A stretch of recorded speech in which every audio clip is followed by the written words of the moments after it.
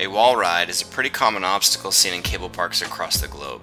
In this video, we will briefly demonstrate a few simple principles and on-land training techniques that will help you master the wall ride. First, let's walk through some on-land similarities that you can practice safely without beating yourself up on the water.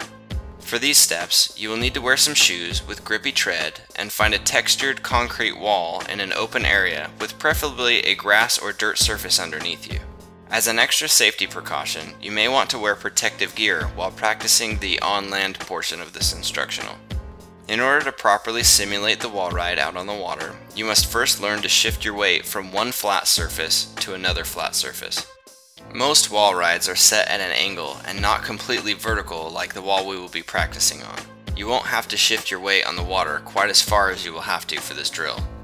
This practicing at an extreme on land will make the mellower transition to a wall ride on the water that much easier.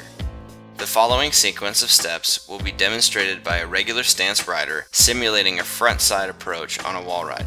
For step 1 of this drill, run directly at the wall, jump off the ground, plant your feet on the wall, and then give a good hard push directly against the wall to return back to the ground safely on your feet.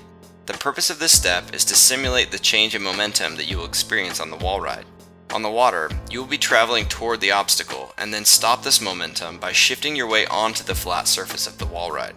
This momentum that you carried into the wall in both cases will allow you to plant your feet in the face of the wall, stand mostly horizontal for a brief moment, and then push away from the wall hard enough to get your body back to vertical again.